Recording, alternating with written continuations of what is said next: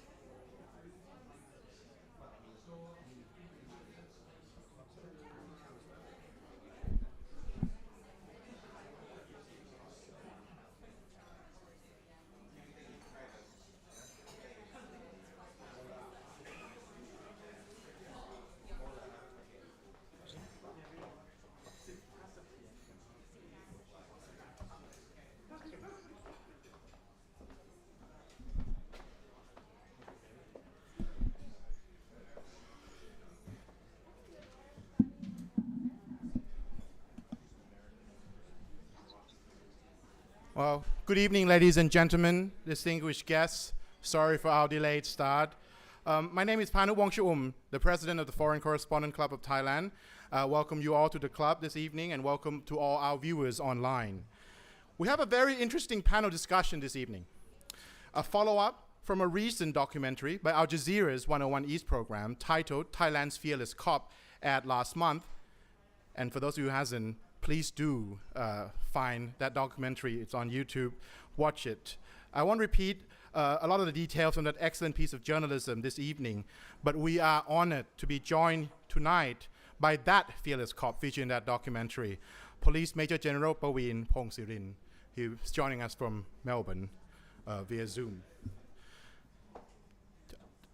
Kun Paween was the lead investigator to the 2015 human trafficking case triggered by the gruesome discovery of dozens of shallow graves in the jungle camps near the Thai-Malaysian border. As the Deputy Commissioner of the 8th Region Provincial Police Bureau, Police Major-Gen Paween blew the lid open on a criminal trafficking operations preying on Rohingya fleeing Myanmar, resulting in the arrest of over 100 suspects, including a senior military general who was later convicted and sentenced to jail alongside dozens others. During that judicial process, though, in 2015, Police Major-Gen Paween fled to Australia, where he was granted an asylum. More than 6 years later, the dramatic circumstances of his exile were revealed in the House of Parliament by opposition lawmaker Rangsiman Rome, and later, that Al Jazeera documentary. After that revelation, the police has dismissed many of Paween's allegations. They also said that the initial case had led to even more arrests, 120 people from 155 suspects, and that the authorities have not been complacent and that human trafficking remains an urgent national agenda for Thailand. So this evening, apart from Major-Gen Paween, we are joined also by the award-winning journalist P. Chutima Sidasathien, who has covered this human trafficking issue and this particular Rohingya issue very extensively. And she has a lot to say about what she went through as well. And of course, next to her, Kun Phil Robertson, the Deputy Asia Director of Human Rights Watch. Of course, Human Rights Watch as an organization also have monitor and follow the development of the Rohingya trafficking case and also the issue in general for the last decade or so. I have to say before we start that the FCCT has invited the police to join us. We have sent a letter to the Chief Commissioner asking for either him or his representative to be here tonight because we need to be balanced. But because we did not get an official reply, and if they're in the room this evening, they are welcome to join us and maybe speak before the Q&A session. Major-Gen Paween also has provided us with documents that backs up a lot of his allegation. He's been not only at Al Jazeera, but also in recent weeks, a lot on the Thai media. And if there's any journalists, our members, whoever is watching, journalists who are watching this, who are interested to see these, please come to speak to me and the club about it later. So without further ado, I want to start with Kun Paween. First of all, good evening to you. It's very late in Australia, but thank you for joining us this evening. It's a privilege for the club and our members to to see and hear from you. I just want to ask you, Kun Paween, very basic question to start off. I mean, can you tell us a bit about the case that you were working at the time and why do you have to leave Thailand? ท่านปวีณต้องขอบคุณมากนะครับที่มาร่วมงานเราวันนี้อยากจะถามท่านสั้นๆเลยครับว่าเล่าให้ฟังหน่อยได้ไหมครับว่าเกิดอะไรขึ้นกับคดีที่ในปีตอนนั้นแล้วก็ทำไมพี่ถึงต้องออกจากประเทศไทยครับครับก่อนอื่นนะครับต้องสวัสดีครับท่านผู้มีเกียรติที่เคารพทุกท่านแล้วก็ท่านสื่อมวลชนที่ทำหน้าที่สะท้อนความจริงที่เกิดขึ้นบนโลกใบนี้นะครับก่อนอื่นผมต้องกราบขอประทานโทษด้วยนะครับที่ผมยังไม่มีความสามารถที่ดีพอที่จะพูดเป็นภาษาอังกฤษในสิ่งที่ผมได้ทำมาในอดีตได้อย่างละเอียดลึกซึ้งหรือด้วยภาษาที่สละสลวยสวยงามเพื่อให้ทุกท่านได้เข้าใจได้ผมจึงขออนุญาตเป็นผู้ภาษาไทยนะครับพี่จินัท So first of all, good evening, everyone, and especially the members of the journalists in Thailand who work hard to reveal the truth and facts to the society. And also my apologies that I will not be presented in English because I don't have the ability to go into details or at least not eloquently about the work from my past. สำหรับเหตุผลที่ผมต้องออกมาพบกับพี่น้องสื่อมวลชนในโอกาสนี้นะครับอันดับแรกเลยนะครับก็คือผมต้องการเรียกร้องขอความยุติธรรมให้กับเพื่อนมนุษย์ที่เป็นชาวโรฮิงญาจำนวนนับหมื่นนับแสนคนที่ตกเป็นเหยื่อของกระบวนการค้ามนุษย์ที่ทำอย่างทารุณโหดร้ายเยี่ยงสัตว์ป่านะครับซึ่งผมต้องการที่จะให้ความยุติธรรมกลับคืนมากับพี่น้องชาวโรฮิงญาประการที่2ผมต้องการเรียกร้องขอความเป็นธรรมสำหรับตัวผมเองที่ถูกกระทำด้วยการกลั่นแกล้งทุกทางสกัดกั้นการทำงานมาโดยตลอดและในค่ำคืนวันนี้ผมจะได้นำเอกสารต่างๆที่พอจะเป็นตัวอย่างว่าผมถูกกระทำอย่างไรบ้างให้กับพี่น้องสื่อมวลชนทุกท่านทั้งโลกได้รับทราบข้อเท็จจริงครับSo the reason I'm meeting with you all journalists today is my intention is to call for justice, and first of all the justice for the Rohingya people. We have 10 to 100,000 of victims under extreme animal-like cruelty in this human trafficking, and so I would like to call justice for those people who fell victims and reveal the facts to the society. And second of all, I would like to call for justice for myself because I have received threats and interference and misconduct against my work in the past. And today I have with me some documents to reflect those misconducts. สำหรับการที่ผมต้องจำจากบ้านเกิดเมืองนอนของผมและยุติอาชีพที่ผมรักก็สืบเนื่องมาจาก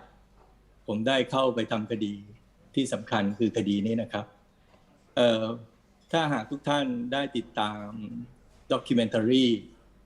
ที่ได้มีการนำเสนอไปนั่นเป็นรายละเอียดในส่วนหนึ่ง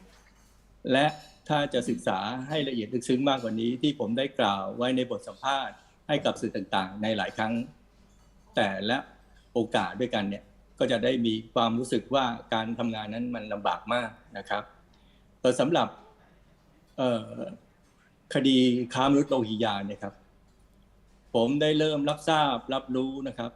เมื่อวันที่3เมษายนนะครับ2558เป็นวันที่ประยุทธ์ซึ่งเป็นนายกรัฐมนตรีได้ประกาศให้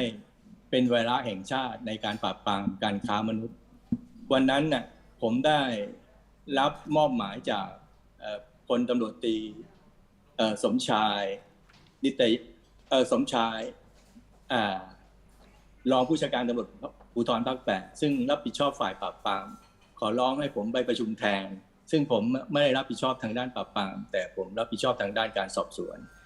ผมก็ได้ไปร่วมที่ตึกสันติไมตรีทำเนียบรัฐบาลได้ฟังนายกรัฐมนตรีและบุคคลสำคัญในรัฐบาลประกาศเอาจริงเอาจังว่าจะปราบปรามการค้ามนุษย์อย่างถึงที่สุดเนื่องจากประเทศชาติได้รับความเสียหายเป็นอย่างยิ่งถ้าหากไม่ดำเนินการความเสียหายทางเศรษฐกิจจะมีมูลค่าเป็นจำนวนนับแสนล้านบาท นะครับผมได้ตระหนักได้เห็นถึงความจริงจังและการประกาศด้วยคำพูดต่อหน้าข้าราชการระดับสูงตั้งแต่ปลัดกระทรวงอธิบดีผู้ว่าราชการจังหวัดผบ.เหล่าทัพต่างๆผู้บัญชาการตำรวจทุกภาคนะครับทั่วประเทศได้มาร่วมรับฟังผมเองก็เป็นส่วนหนึ่งที่ไปรับฟังครั้งนั้นและนอกจากนั้นแล้วยังมีรัฐมนตรีว่าการกระทรวงมหาดไทยมีประกาศชัดเจนหลายครั้งหลายหนนะครับว่าจะต้องจริงจังกับกระบวนการค้ามนุษย์ในขณะนั้นผมยังไม่ได้ไปรับผิดชอบคดีนี้อย่างจริงจังและที่สุดผมก็ถูกร้องขอไปร่วมทำคดีนี้ตั้งแต่เมื่อวันที่วันที่ 6 พฤษภาคม 2558ผมได้ร่วมกับทีมงานจำนวนมากทำการสืบสวนสอบสวนซึ่งคดีนี้มีรายละเอียดมากมายถ้าจะสรุปเป็นไดอะแกรมก็สามารถจะนำมาฉายให้เห็นไดอะแกรมถึงเครือข่ายกระบวนการค้ามนุษย์ทั้งหมดได้นะครับว่าเครือข่ายเนี่ยมันยิ่งใหญ่มันกว้างขวางขนาดไหนสำหรับเครือข่ายเนี่ยมันก็คงจะไม่ลึกมากนะครับก็เดี๋ยวคงก็เชิญล่ามต่อครับเชิญล่าม So the reason I have to leave Thailand and also resign from the police force that I love is because of the human trafficking case. And many of you may have known about this through the Jazeera documentaries and also for many interviews that I have given so far. So I came across the issue of Rohingya people on April 3rd in 2015. So at that time, Prime Minister Prayut may announce that it would be a national agenda to fight against human trafficking. And at that time also, Police Major General Somchai, who is the Deputy Commander of 8th Region Police Force in charge of crime suppression, approached me, who was in charge of crime investigation, to join this meeting at the government building, Santi Maitri building. And there was an announcement and also commitment on fighting against human trafficking, explaining the large-scale damage and also the large amount of victims involved in this. In that meeting, there were a lot of high-level officers from both police force, military, were there receiving this announcement from Prime Minister, including the Minister of Interior, who keep emphasizing this is the urgent national agenda and we have to commit to this cause. At that time, I was not involved in an actual case yet. Until May 6, 2015, I formed a big team of investigators and started to work on this case. And there was a lot of complicated details, and we could draw a large diagram explaining how complex this syndicate operates in the world. สำหรับ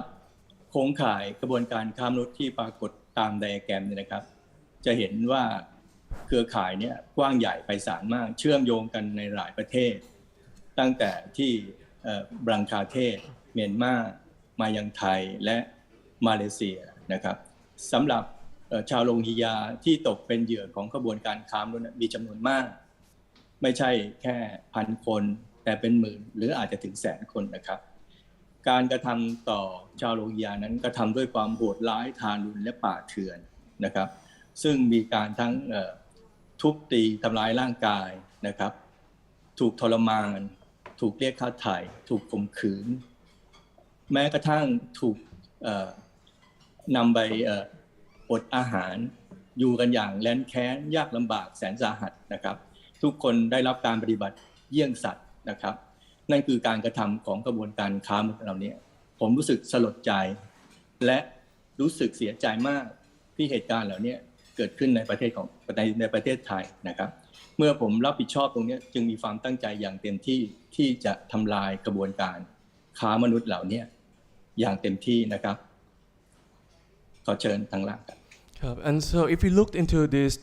syndicate diagram, we can see the large scale of operation, which is also transnational, ranging from Bangladesh, Myanmar, Thailand, and across to Malaysia. The people of Rohingyas, we are talking about in the 100,000s in terms of number. And these people were treated with great cruelty, torture, ransom, rape, starvation. They were treated like animals. When I found out about this, I was very saddened that this incident took place in Thailand, in my country. When I started working on the case, my intention is to stop this operation in Thailand. การสอบสวนสืบสวนเนี่ยได้เจาะลึกไปถึงพยานหลักฐานต่างๆมากมายนะครับและที่สำคัญมากที่สุดก็คือเราได้เห็นการธุรกรรมการยักย้ายถ่ายเททางด้านการเงินเป็นจำนวนมากนะครับและได้มีการจัดทำไดอะแกรมแสดงถึงรายละเอียดของจำนวนเงินที่มีมากไม่ใช่แค่100 ล้านแต่เป็นพันล้านนะครับในแต่ละปีเพราะฉะนั้นเงินเหล่านี้ได้มีการส่งต่อไปยังกลุ่มต่างๆที่อยู่ในกระบวนการค้ามนุษย์ And so the investigation looked at a lot of evidence and the witnesses, and we formed also the diagram of financial transactions. And we are talking about the number of billions of baht per year, and this fund is transferred to the human traffickers. การสอบสวนเนี่ยเราได้ทราบว่าการที่กระบวนการค้ามนุษย์เกิดขึ้นได้เนื่องจากมีการทุจริตคอร์รัปชันในระบบราชการของประเทศไทยอย่างกว้างขวางนับตั้งแต่เนี่ยขอบชายแดนนะครับน่านน้ำไทยที่ดูแลโดยกองทัพจนกระทั่งข้าราชการอยู่ในพื้นที่ต่างๆต่างมีส่วนรู้เห็นในการกระทำความผิดทั้งสิ้นนะครับซึ่งทั้งหมดเนี่ยรายละเอียดจะปรากฏในสำนวนการสอบสวนทั้งหมดที่เราได้รวบรวมเอาไว้นะครับนอกจากนั้นแล้วนะครับการสอบสวนยังเจาะลึกลงไปถึงผู้ที่รับผิดชอบหน่วยงานต่างๆแต่เนื่องจากว่าการทำงานนั้นเรายังไม่สามารถบรรลุเป้าหมายได้อย่างเต็มที่นะครับแม้จะพยายามอย่างเต็มที่ก็ตามนะครับและเราได้มีการนำเสนอไดอะแกรมนะครับไดอะแกรมเกี่ยวกับเรื่องการฟอกเงินนะครับการโอนยักย้ายถ่ายเทเงินผ่านบัญชีของแต่ละคนมาในสำนวนการสอบสวนซึ่งในผลนี้ก็ได้มีการนำเสนอต่อพี่น้องสื่อมวลชนทั้งหลายด้วยเพื่อที่จะทราบว่าทุกคนเนี่ยจะได้รู้ว่าการเงินของกลุ่มกระบวนการค้ามนุษย์ได้ผ่านบัญชีใครบ้างนั่นเป็นเพียงส่วนเดียวเท่านั้นเองที่เราได้ตรวจค้นพบในช่วงนั้นครับ And we learned from the investigation that the reason why human trafficking operation could take place in Thailand is due to the widespread corruption in the Thai government system. The problem along the border areas and sea borders were neglected by people in charge, and everything from our investigation was all documented. We tried to focus on the people with authority who were supposed to be in charge preventing this, but this process was not completely achieved. We also created a diagram of money laundering where the money went through whose account, and I have the documents to share with the journalists so that you understand under this operation of human trafficking where the money goes to and through whose bank accounts. ตอนที่เราได้มีการตรวจค้นพบสลิปโอนเงินให้กับพลโทมนัสคงแป้นซึ่งเป็นนายทหารระดับสูงของกองทัพเราก็เริ่มถูกสกัดกั้นโดยการถูกปกปิดไม่ให้ส่งสลิปโอนเงินธนาคารเนี่ยมาให้กับคณะทำงานที่ปฏิบัติหน้าที่อยู่ที่อำเภอหาดใหญ่จังหวัดสงขลานะครับซึ่งผมได้ให้รายละเอียดในปรากฏในด็อกิเมนทารีไปแล้วนะครับAnd one of the key things was when we tried to get the transaction slips of the Lieutenant General Manat Kongpan, and you also learned in the documentary already that there was an attempt to stop our team to acquire that transaction slip from the bank. และผมได้เริ่มรับรู้ถึงว่าการที่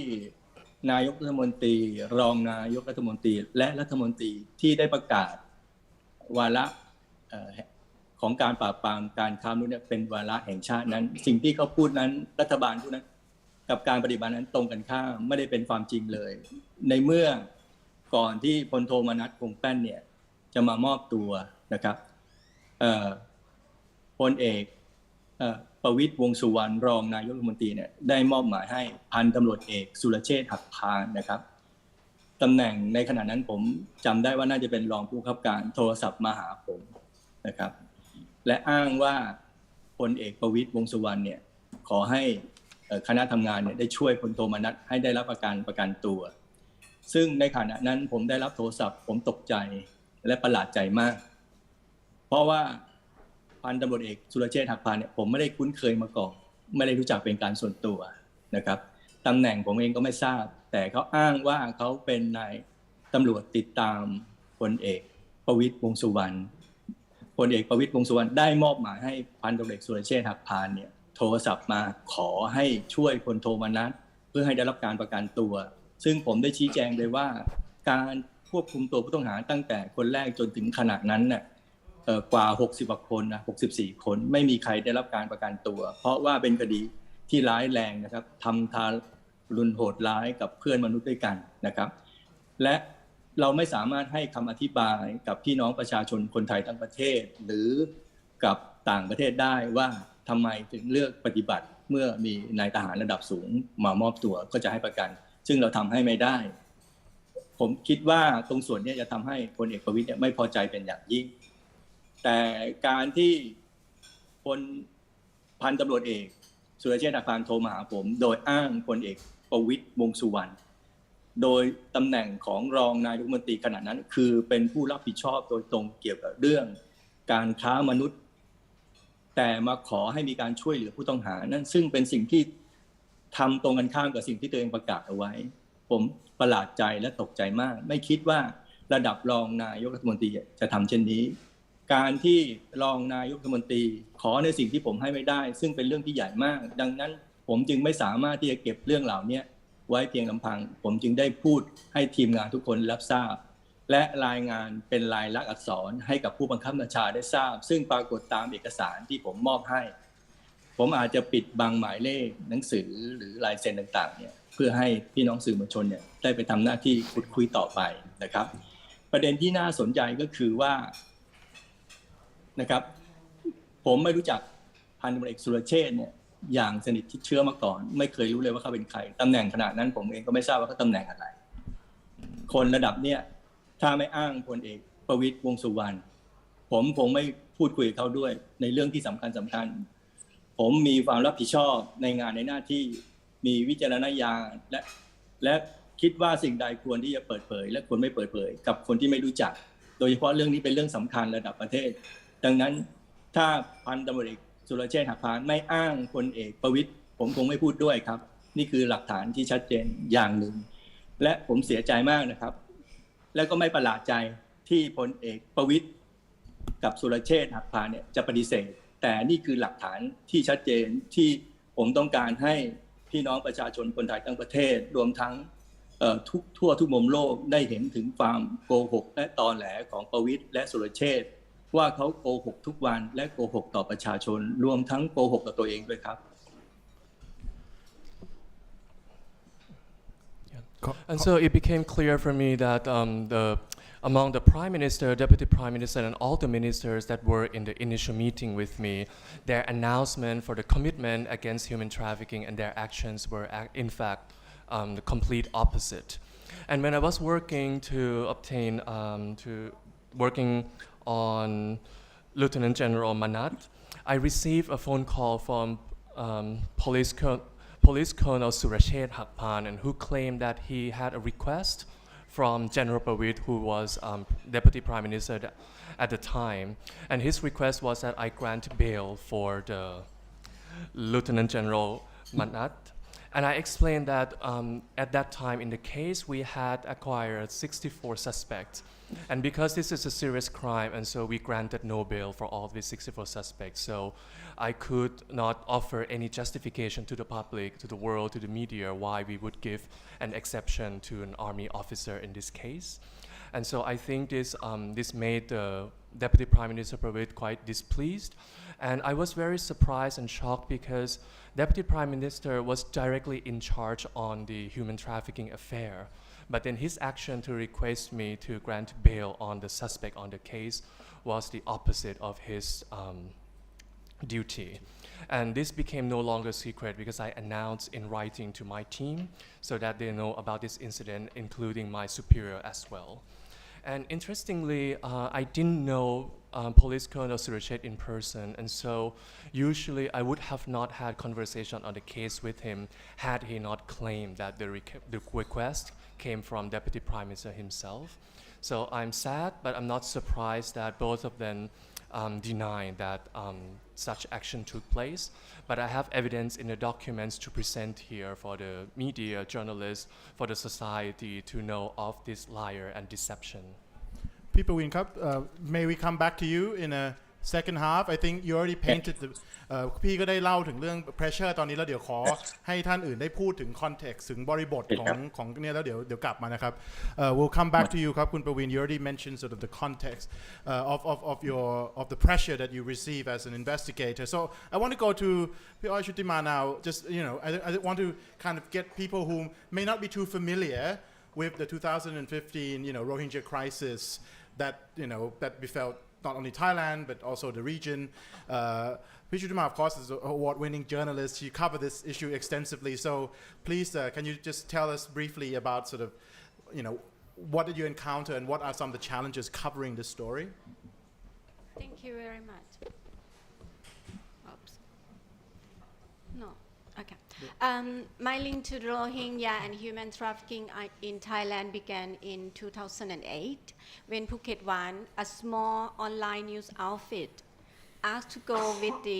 Royal Thai Navy to patrol looking for the boat people. Instead, the Navy sending us some stunning photos that the officer arresting the Rohingya. What did the treatment about Rohingya on Thailand look like? On the screen, you can see this is the Navy photo. We'll follow by the short documentary making by Swedish journalists back in 2014, but without sound. Early 2009, after Phuket One report that boat people were being pushed back from Thailand, I interviewed Colonel Manat Kongpan at Army base in the southern. I asked him about the inhumane treatment of the Rohingya. He looked me in my eyes and just asked one question. Are you Thai? Are you Thai?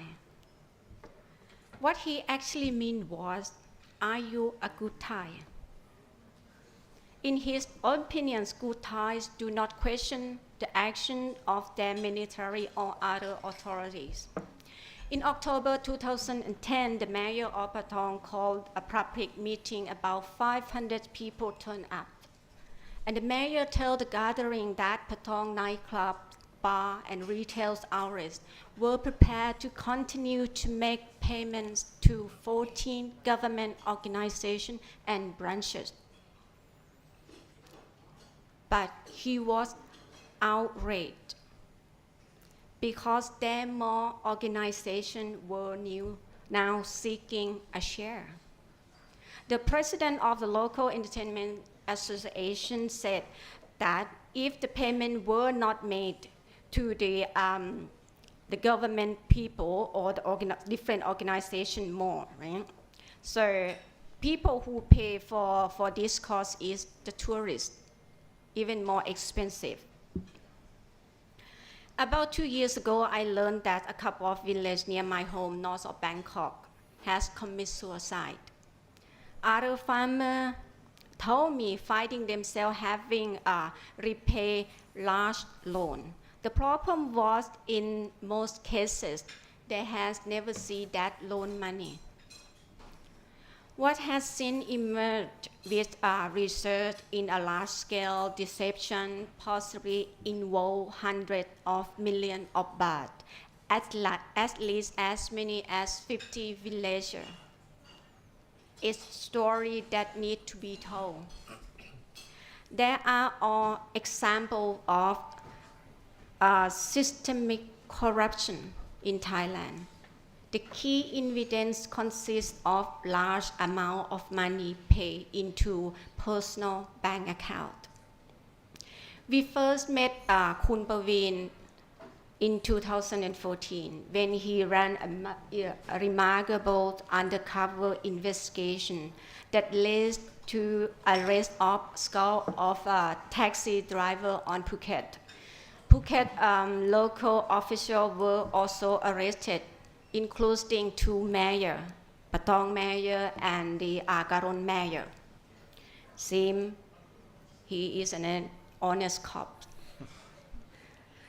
Paween told Phuket One that he recalled the taxi driver and others like them have accused $1 billion worth of damage Phuket tourism. Meanwhile,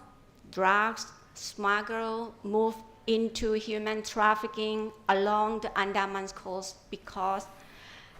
apparently it was easier and there was much more money to be made. And the big advantage is was reported there was not high risk of being arrested. Early 2015, as media interest in Rohingya grew well beyond Phuket One, Paween was ordered to investigate human trafficking in Thailand because there has been no reaction to trafficking, no serious intervention. Trafficking through Thailand has grown and grown.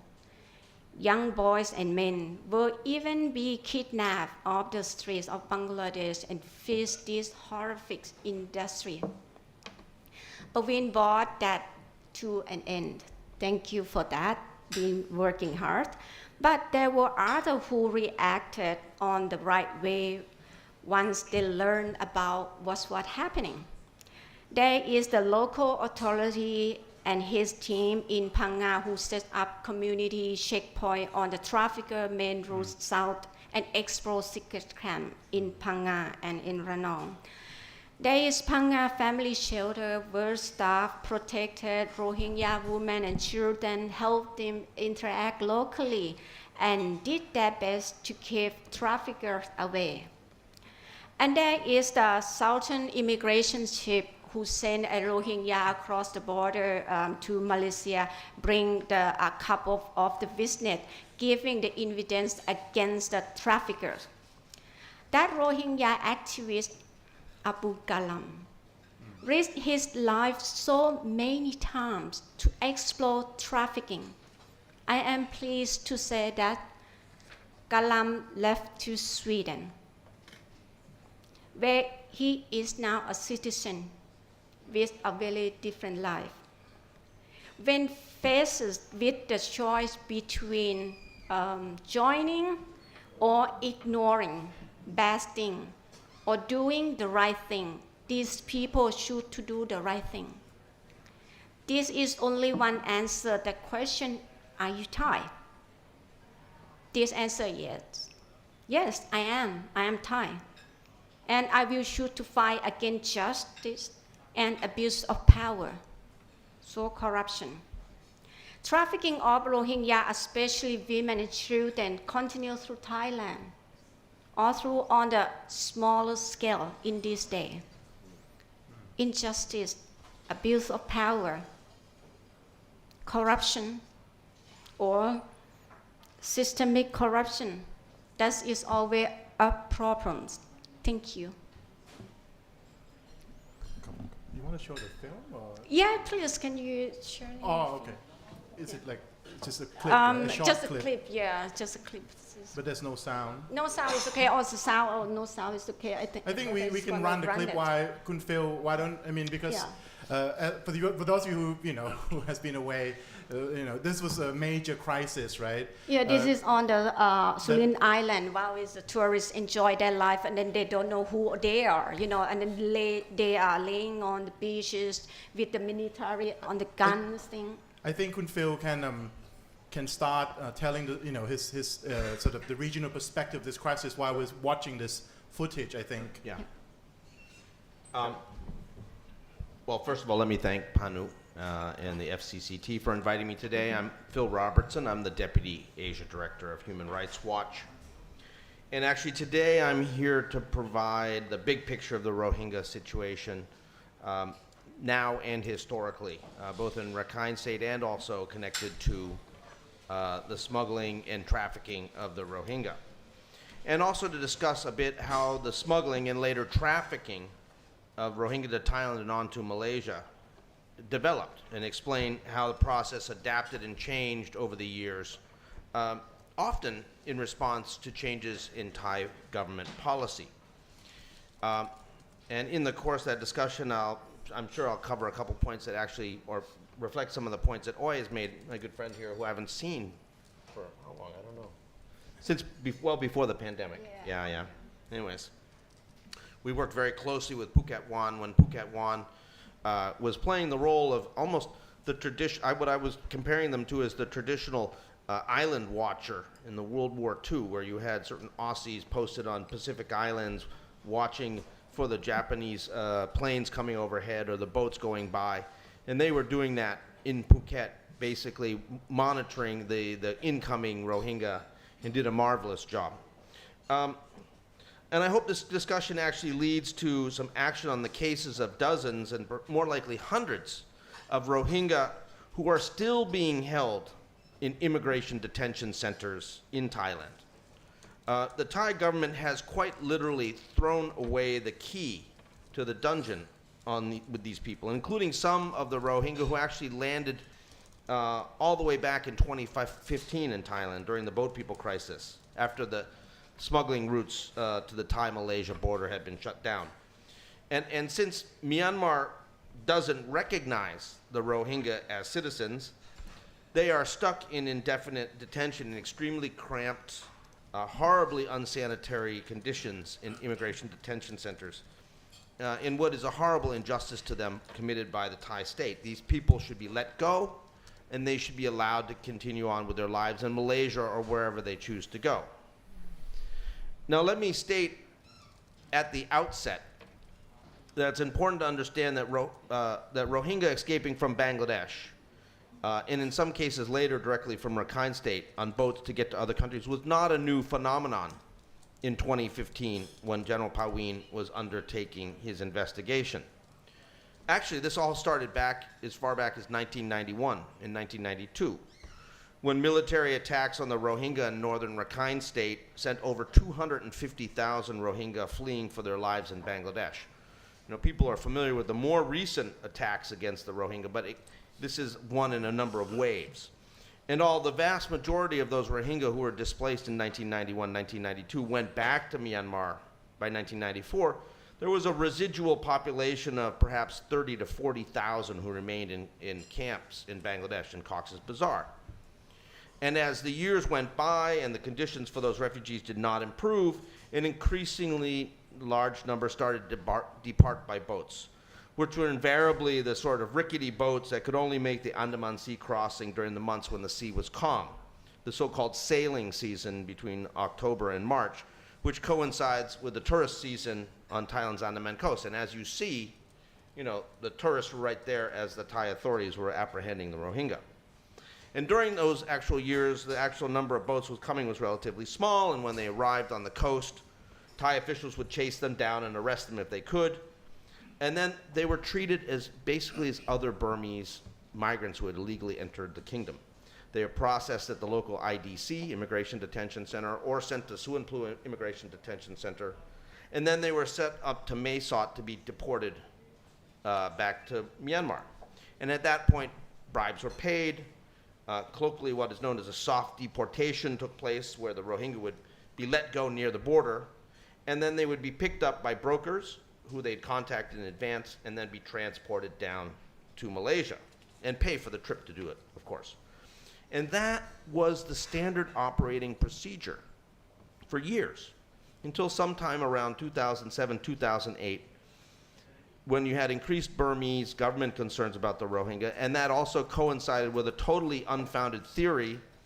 amongst Thai national security officials that the Rohingya were somehow helping Muslim insurgents in Thailand's border provinces in the Deep South. In fact, that theory is absurd. The Rohingya don't speak Malayu. They have no way to converse with the Muslims of the Deep South. There is no appreciable insurgency against Myanmar, to be honest. And frankly, the whole jihadi Islamic movement has gained very little momentum either with the people in the Deep South in Thailand or with the Rohingya. And there was no evidence ever found or presented by the Thai officials of any support being provided between the Rohingya and Thailand's Deep South militants. But nevertheless, the Thai National Security Council determined a policy that the Rohingya could not be offered refugee status determination interviews by UNHCR. They could not be considered as a migrant worker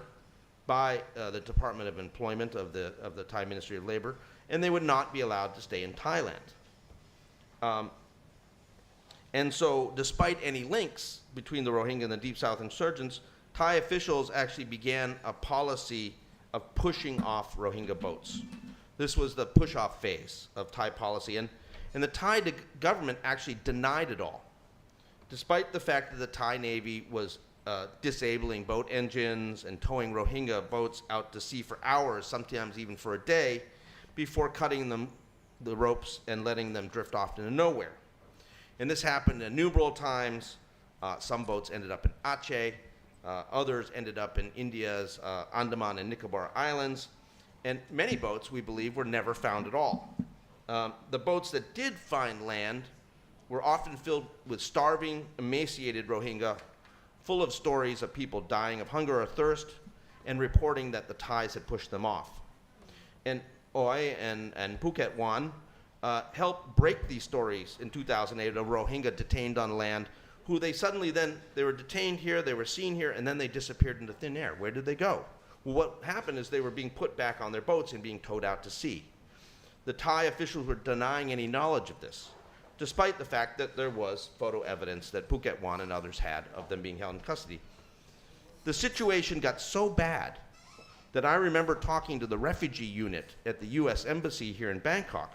and they had enlisted the National Oceanic and Atmosphere Administration, NOAA, to produce maps showing the ocean currents in the Andaman Sea to try to figure out where these pushed off boats were floating away to and try to direct rescue efforts. And finally, evidence arrived in early 2009 when some Thai officials leaked video footage of a Thai Navy boat towing a Rohingya boat out to sea for hours and hours. And the proverbial cat was out of the bag. Dan Rivers in the CNN broke the story, and actually it went global in a matter of hours. There were massive cascades of global criticism from governments, NGOs, and even the UN, which hit Thailand hard. And finally, in an interview with Dan Rivers, then newly appointed Prime Minister Abhisit Vejjajiva admitted that those push-offs had happened. He promised to investigate and hold those responsible accountable. Of course, there was no investigation. No one was held responsible for that push-off policy that probably resulted in the deaths of hundreds, if not thousands, of Rohingya who were pushed off to sea to float away and die, either by hunger or drowning when their boats floundered. But quite clearly, the push-off policy couldn't continue in the face of such global criticism and increased scrutiny. So the policy was changed to then the so-called help-on policy. And what was the help-on policy? Well, the help-on policy from the Thai government meant that when Rohingya boats were intercepted, Thai officials were supposed to provide food, drinking water, fuel for the engine, even fix the boat's motor, and then give them directions and maps to proceed to Malaysia. Thailand was still not fulfilling its obligations to help refugees and still denying UNHCR and NGOs who wanted to help the Rohingya any sort of access. But the argument was the help-on policy was humanitarian. And besides, the Rohingya didn't want to land in Thailand anyways because Malaysia was always their destination, and that was actually true. And there were photos that were released showing the Thai Navy officials helping out and helping on, and some of the boats that were intercepted by the Thais did eventually land in Malaysia, where the government let them stay. And so slowly the attention gradually diminished, despite grumbling by us at Human Rights Watch and others that Thailand was still really not doing the right thing. Unknown to us, at some point the help-on policy became what I call the help yourselves policy, where the late General Manat Pongpang and his network became smuggling intermediaries, landing the boats and taking a big cut for transporting Rohingya overland to the Thai-Malaysia jungle border camps where the Rohingya were held in horrible conditions and abused until they could pay for onward passage to Malaysia. And this also fit with the changing dynamics of how Rohingya paid smugglers and traffickers for the passage to Malaysia. Because in the early days, up until the point where the push-off policy started, it was a system of pay most or all of the fees when you get on board the boat. And if you can't pay, you can't get on. Boats were few, their seats were limited, and they were only for paying customers. This reflected that this was a people smuggling operation, and despite the fact that there was danger in the voyage, most reasonably expected to get to Malaysia in one piece, and therefore putting the money up front for the passage was worth it. However, when the push-off policy started, all of a sudden, Rohingya families who had paid up front for their sons or their fathers or their brothers, and it was at that point mostly men on the boats at that time, they went missing. And in some cases, neither they nor the boat were ever seen again. There was a great deal of dissatisfaction back in Bangladesh amongst the Rohingya families that there was no guarantee that the boat would get through. And so smugglers realized they had to change the pricing. And what they started to do is they started to say, okay, you can pay just part of the fee when you get on the boat, and you have to pay the rest when you get safely to Malaysia. The problem, of course, for the smugglers was that when the Rohingya got to Malaysia, some of the Rohingya did a runner, disappearing into the large and growing Rohingya community there and not paying all the fees they promised. So the smugglers had an incentive to create what were effectively holding pens on both the Thai and the Malaysia sides of the border, where Rohingya could be held until they paid up in full for their voyage and the onward trip to Malaysia. And that interest coincided with the corruption interest of the Thai government, represented by Lieutenant General Manat and his colleagues at ISOC. And that is where all of a sudden the nexus of money making came up. You then had also at that time the attacks on the Rohingya in Sittwe in June 2012, and all across Rakhine State in October 2012. These were attacks that we found at Human Rights Watch constituted crimes against humanity and displaced literally hundreds of thousands of Rohingya, with several 100,000 Rohingya starting to move and flee towards the Bangladesh border. So there was all of a sudden a new, larger destitute group of Rohingya who wanted to get out. And also, there were destitute Rohingya who lost everything they owned in Sittwe, who were pushed out to the west of Sittwe into internally displaced person camps, locked down in essentially what were rice fields and floodplains. And they're still there. And so there was a big surge to get more people out on boats and more voyages. And it wasn't just from the Bangladesh coast anymore, where most of the people had left, where the Bangladesh Navy had long time looked the other way because they were paid to, and they thought that reducing the number of Rohingya in Bangladesh was not seen as a positive thing. Now the traffickers were also taking boats directly out of Rakhine State and paying off the Myanmar Navy. And the numbers of people started to flow significantly. And so Lieutenant General Manat's network upped their game too. They started paying Thai fishing boats with fees that would pay to whoever first spotted the Rohingya boats and reported incoming Rohingya boats. And they created greater capacity to handle more and more arrivals through their army smuggling networks, where military trucks and other vehicles that would not be stopped at checkpoints were used to transport people to those camps on the Thai-Malaysia border. And since the fees that were charged are counted by the head, a certain amount of money per person, by both the Lieutenant General Manat's network and the smugglers, the incentive was to get more and more Rohingya to come. And there was demand for more Rohingya wanting to leave desperate situations in Bangladesh and in Myanmar.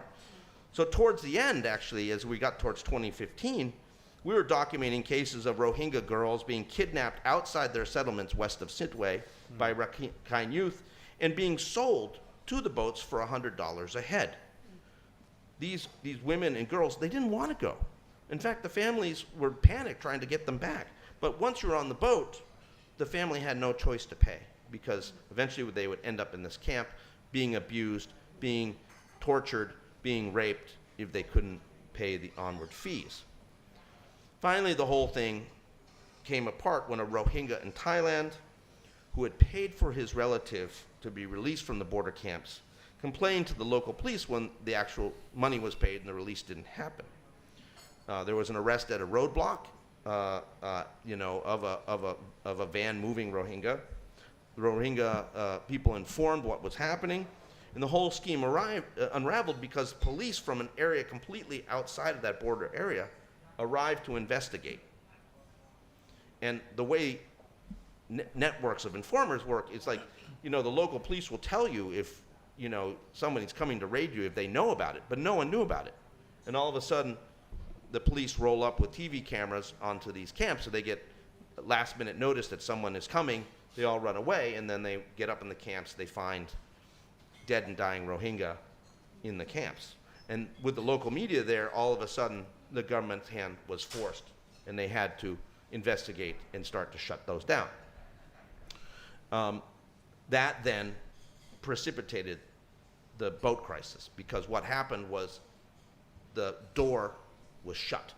The door of the jungle camps, both on the Thai side of the border, but also importantly, and this is not really well known, there were many similar camps on the Malaysia side of the border where similar abuses took place. And no one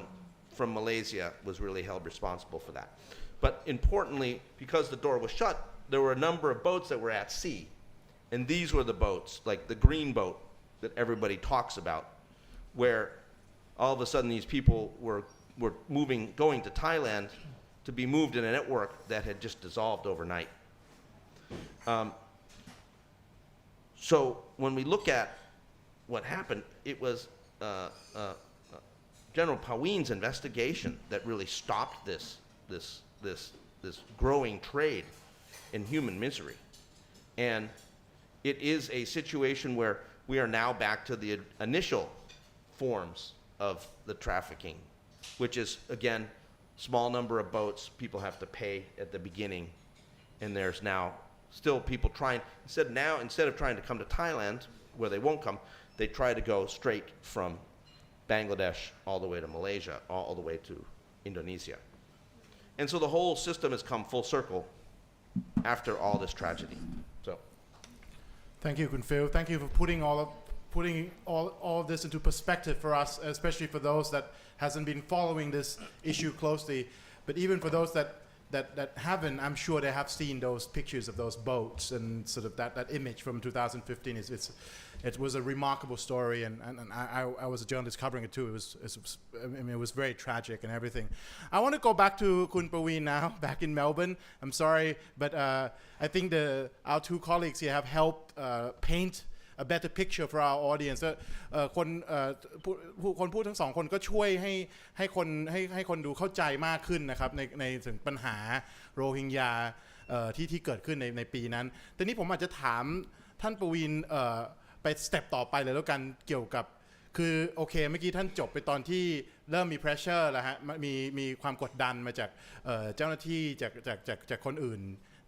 ในรัฐบาลอะไรทั้งหลายเนี่ยนะครับคืออยากจะถามท่านตอบไปเลยว่าแล้วเกิดอะไรขึ้นหลังจากนั้นทำให้ท่านตัดสินใจเก็บกระเป๋าเดินทางออกจากประเทศไทยเล่าให้ฟังหน่อยไหมครับว่าวันสุดท้ายที่ท่านเป็นตำรวจเนี่ยเกิดอะไรขึ้นบ้างอะไรทำนองเนี่ยครับคุณประวีณ I'm just asking him very quickly to tell us before the Q&A, so we now know about the Rohingya crisis and his case and the pressure that was building for him. Now we want to know why did he pack his bag and leave? Can he tell us a little bit about his last days as police officer? คุณประวีณครับ please. ครับในระหว่างที่ผมกับทีมงานได้ทำการสืบสวนสอบสวนในคดีค้ามนุษย์นี้นะครับปรากฏว่าได้รับการขัดขวางไม่ให้ทำการสืบสวนสอบสวนปกปิดข้อมูลต่างๆร้องขอไปยังส่วนไหนต่างๆเนี่ยก็จะไม่ได้ให้ข้อมูลมานะครับซึ่งผมได้เคยให้รายละเอียดไปกับคุณรังสิมันต์โรมแล้วรวมทั้งได้มีการพูดคุยในการให้บทสัมภาษณ์ต่างๆนะครับถ้าไปตรวจดูก็จะรู้ว่าเป็นใครบ้างครับไม่ว่าจากทิปเนี่ยจะสั่งไม่ให้ส่งสลิปโอนเงินของมนัสมาให้ผมเนี่ยก็ถูกสกัดนั่นเป็นความผิดที่ชัดเจนและชัดแจ้งอยู่แล้วยังมีนายทหารยศพลตรีโทรศัพท์มาขอผมให้หยุดทำการสอบสวนเพราะว่ามนัสเนี่ยเขาอ้างว่ามนัสเนี่ยเป็นลูกน้องของประยุทธ์เป็นลูกน้องของอนุพงศ์เป็นลูกน้องของประวิตรอย่าทำมันอันตรายแล้วก็พี่ป้อมพี่ป๊อกพี่ประยุทธ์เนี่ยเขาดูแลอยู่อย่าเข้าไปยุ่งเนี่ยคือ ซึ่งผมก็ยังมีการบันทึกเทปนายทหารเนี่ยเอาไว้ระหว่างที่มีการสนทนากันหลังจากที่ได้คุยกันก่อนหน้านั้นแล้วนั่นเป็นส่วนหนึ่งรวมทั้งนายตำรวจระดับสูงนะครับไม่ว่าจะเป็นพลตำรวจเอกศรีวรารังสิพามนกุลก็มาด่าว่าผมว่าไปจับทหารทำไมให้หยุดนะครับมีพลตำรวจตรีนะครับซึ่งเป็นรองผู้บัญชาการก็มาต่อว่าผมว่าให้ไปเคลียร์กับทหารเพราะว่าทหารเขาไม่พอใจมากที่จับทางทหารนี่ครับนอกจากสิ่งที่ผมได้รับการเตือนโดยตรงมีการร้องขอต่างๆเหล่านี้นะครับนี่คือกระบวนการที่พยายามขัดขวางทั้งหมดนอกจากนั้นแล้วนะครับผมยังได้รับการถูกเรียกไปพบพลเอกไพบูลย์คุ้มฉายานะครับแล้วก็ถูกเรียกเข้าไปในค่ายทหารนะครับที่ก็เรียกว่ากองพันผมขอกองพันทหารMaybe we can translate that bit first, and we can come back to you. Yeah. Yeah. So during the investigation, there were many attempts to stop and or to conceal information. And wherever we contacted the different offices, we didn't receive the cooperation that we expected. A lot of this information were given to MP Rangsiman and also revealed in many of my interviews. One clear example of these attempts to stop the investigation is the financial transaction slip from Manat. That there was an attempt to stop that slip to get into my hand and the investigation team. And afterwards, there were also a call from a military person, high-ranking in Major General, called and also told me about these people are inner circle with General Paween and also people in the government, and I should stay clear from it. Also, high-ranking police officers, for example, General Sivara, also reprimanded me why I was messing with the military people, and a lot of high-ranking police officers told me that I need to repair this relationship between the police force and the military. And then I was also summoned to meet with General Paiboon Kumchaya, who was the Minister of Justice at the time. Okay. ต่อเลยครับ ครับเมื่อวันที่12พฤศจิกายนนะครับ2558เวลา 16 นาฬิกาผมเดินทางไปที่กองพันทหารราบมณฑลทหารบกที่11นะครับได้พบกับพันเอกธีรเดชลิมคุณากูลชื่อเล่นชื่อโลนะครับซึ่งเป็นผู้บังคับกองพันทหารราบมณฑลทหารบกที่11เป็นนายทหารคนสนิทของพลเอกไพบูลย์คุ้มฉายาและพบกับร้อยโทหญิงคณะซึ่งเป็นทส.ของรัฐมนตรียุติธรรมต้องการข้อมูลเกี่ยวกับเรื่องกระบวนการค้ามนุษย์จากผมนะครับซึ่งผมก็ให้ข้อมูลไปนะครับนั่นเป็นลักษณะที่ทหารเนี่ยเข้ามาวุ่นวายข้องเกี่ยวกับเรื่องการสอบสวนและพยายามขัดขวางให้การสอบสวนนั้นคืบหน้านอกจากนั้นแล้วเนี่ยยังมีอีกเรื่องต่างๆมากมายนะครับมีการย้ายเป็นคนตำรวจเอกอังสนานนท์ไปเป็นปลัดสำนักนายกรัฐมนตรีทำให้การสอบสวนนั้นไม่ราบรื่นนะระหว่างที่ผมทำการสอบสวนในช่วงระยะเวลาที่การแต่งตั้งผบตรผ่านไปแล้วที่จากทิพย์ได้เป็นเนี่ยไม่เคยได้รับการสนับสนุนใดๆทั้งสิ้นจากทิพย์หรือจากกองทัพหรือจากรัฐบาลนะครับผมไม่เคยได้รับทั้งสิ้นแต่คณะทำงานทั้งหมดเนี่ยก็ได้มีการผลักดันสอบสวนจนกระทั่งสำเร็จลุล่วงไปด้วยดีนะครับสามารถสรุปสำนวนส่งให้ทางอัยการได้ก่อนวันที่1ตุลาคม2558หลังจากนั้นแล้วเนี่ยผมก็ได้ร่วมกับคณะทำงานพนักงานสอบสวนเนี่ยครับไปชี้แจงรายละเอียดของคดีทั้งหมดให้กับฝ่ายสำนักงานอัยการสูงสุดที่กรุงเทพรวมทั้งไปชี้แจงกับคณะผู้พิพากษาแผนกคดีค้ามนุษย์เพื่อเตรียมพยานหลักฐานในการดำเนินคดีที่ศาลอาญาที่รัชดาภิเษกครับ ค criminal court เมื่อกี้เริ่มวันที่2 พฤศจิกายนใช่ไหมครับท่าน12 พฤศจิกายน Yeah, so the meeting at the 11th Infantry took place on the 12th of November,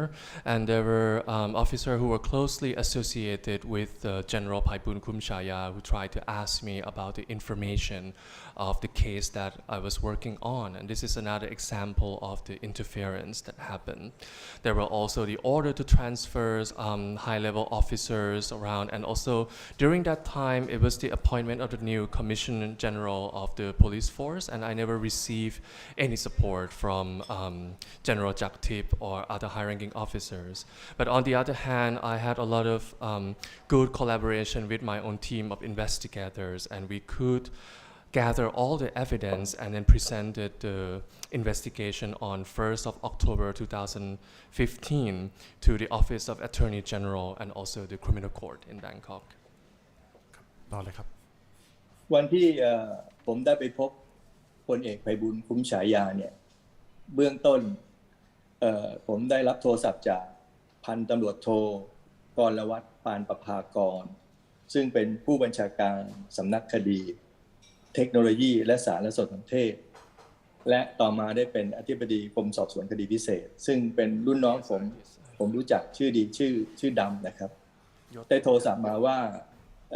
พลเอกไพบูลย์คุ้มฉายาต้องการพบแต่ก่อนที่ไปพบเนี่ยพันตำรวจโทกรวัฒน์เนี่ยได้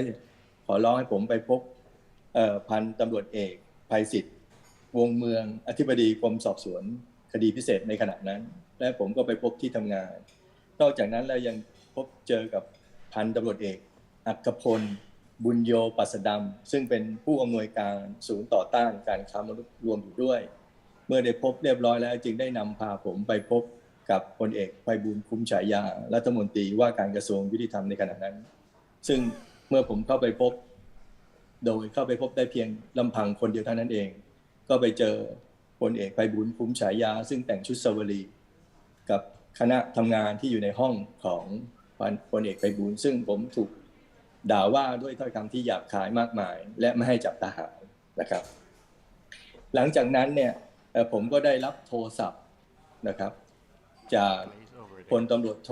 ทิติราชหนองหานพิทักษ์ผู้บัญชาการสอบสวนกลางนะครับมีคำสั่งว่าให้ผมเนี่ยเข้าไปทำงานถวายสมเด็จพระบรมโอษาธิราชในขณะนั้นและต่อมาก็ได้โทรศัพท์กับพลโทจักรภพภูริเดชหลังจากนั้นก็มีพลอากาศเอกสถิตพงษ์สุขวิมลเนี่ยโทรศัพท์มาหาผมแล้วก็ให้ผมเข้าไปทำงานในวังโดยได้ส่งแบบฟอร์มกรอกประวัติจากวังสุโขทัยให้กับผมครับ Okay. Okay, so at the meeting with General Paiboon, there were many high-ranking officers. So there was a call from Lieutenant Colonel Gorawat, who I knew also, and he later became the head of Director General at the DSI. There was also Police Colonel Bunya, who became the director of Anti-Human Trafficking Center. So these were high-ranking officers that I met at the 11th Infantry before I had a private meeting with General Paiboon, who was in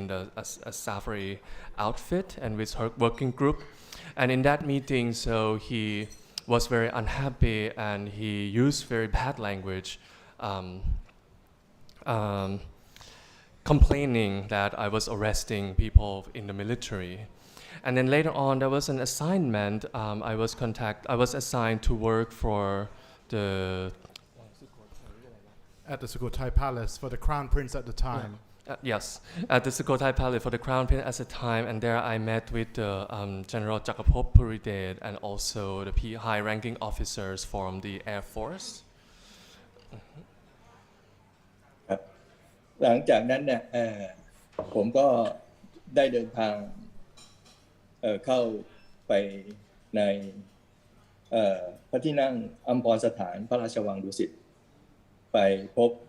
พลอากาศเอกสถิตพงษ์สุขวิมลก่อนหน้านั้นเนี่ยคนที่มาต้อนรับผมคือพันตำรวจโทต่อศักดิ์สุขวิมล ซึ่งเป็นรองผู้กำกับณขณะนี้คือเป็นผู้ช่วยผู้บัญชาการตำรวจแห่งชาติยศพลตำรวจโทและเป็นน้องชายของพลอากาศเอกสถิตพงษ์สุขวิมล หลังจากสักพักหนึ่งผมก็ได้พบพลอากาศเอกสถิตพงษ์ เดี๋ยว และ ขออนุญาต พลตำรวจ นะครับคุณปวีณขอยศใหม่อีกครั้งได้ไหมครับผมก็ตั้งแต่ต้นเลยครับผมขอยศทีละคนแล้วก็ชื่อชัด ยศสำหรับพลอากาศเอกสถิตพงษ์สุขวิมล Air Chief Marshal ๆครับผมต่อเลย ซึ่ง ครับ เป็นตำแหน่งคือราชเลขานุการในพระองค์สมเด็จพระบรมโอษาธิราชและไปพบพันตำรวจโทต่อศักดิ์สุขวิมลรองผู้กำกับในขณะนั้นน้องชายของพลอากาศเอกสถิตพงษ์ซึ่งปัจจุบันนี้เป็นพลตำรวจโทตำแหน่งผู้ช่วยผู้บัญชาการตำรวจแห่งชาติ Yes, and there I met with two high-ranking officers. The first one is our Air Marshal Satithpong Suvimon, who is also the Lord Chamberlain, and then another one is the Lieutenant Colonel Tosak Suvimon, who is his brother, and he's assistant commander, assistant to the police chief. และได้พบพลตำรวจเอกชุมพลมั่นหมายซึ่งตำแหน่งคือกรมวังผู้ใหญ่ด้วย And also the Police General Chumpon Manmai, and another of his position is a senior advisor, I guess. Yeah, Kun Paween, I'm not sure of the English translation of the title, but anyway, Chumpon Manmai is a well-known figure. Please go ahead.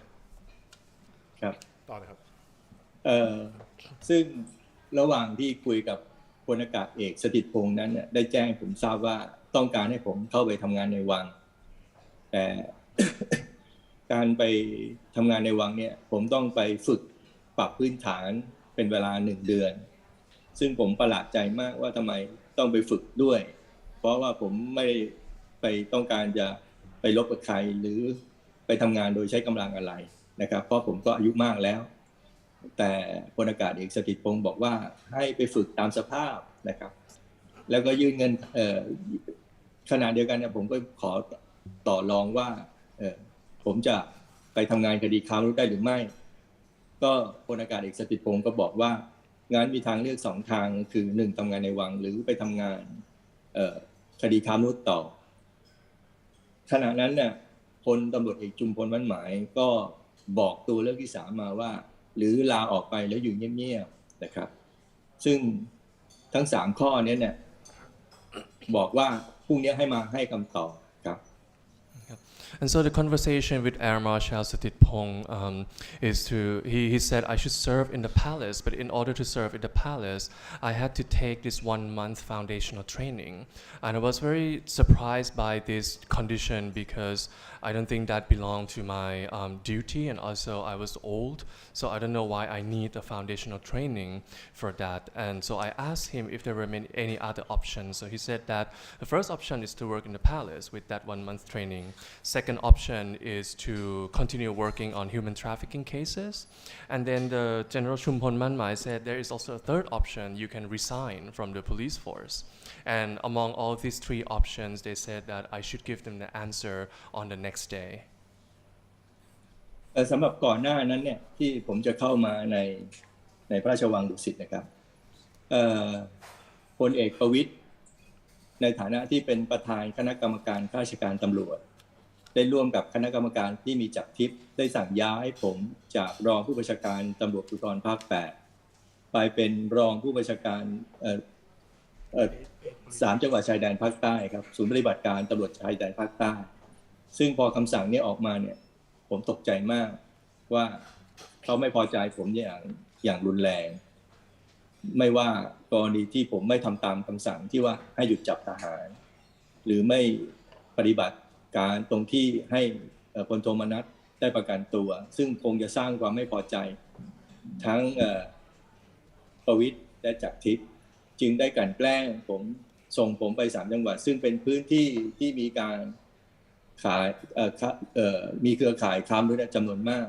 รวมทั้งเป็นพื้นที่ควบคุมของทหารซึ่งผมเห็นว่ามันร้ายแรงต่อชีวิตผมแน่ผมจึงได้ยื่นใบลาออกและเมื่อมาเจอเงื่อนไขจากในวังอีก3 ข้อด้วยกันต่อมาเนี่ยวันรุ่งขึ้นผมได้แจ้งข่าวว่าผมขอเลือกที่จะทำงานต่อ ขณะนั้นเนี่ยพลอากาศเอกสถิตพงศ์ก็จะประสานงานให้กับจากทิพย์ว่าจะมอบหมายตำแหน่งผมคือเป็นรองผู้บัญชาการสอบสวนกลางเพื่อดูแลค้ามนุษย์ต่อครับ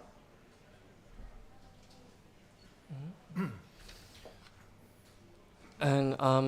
at the time of incident with this Dusit Palace, General Paween, who was chairing also the Office of Police Commission, together with Jaktip, he also gave order to transfer me to the south of Thailand. And I was shocked by this order because this is a hotspot for human trafficking and it's the area under the military control. And so I started to have fear for my life. And then considering the condition to work in the palace with the training, and I said to the Air Marshal Stitpong that I want to continue working on continue my work as a police on the human trafficking cases. And so เป็นรองผบ.สอบสวนใช่ไหม Yeah, deputy. And so เป็น appoint Investigator. and then for that and I was appointed to be the Deputy. deputy chief investigator. ครับผมได้กลับเข้าไปให้คำตอบในวังอีกครั้งหนึ่งว่าผมเลือกที่จะมาสอบสวนคดีค้ามนุษย์ต่อและให้ผมพลอากาศเอกสถิตพงศ์ให้บอกผมว่าให้ไปพบจักรทิพย์เพื่อถอนใบลาออกวันนั้นผมก็ดีใจมากครับ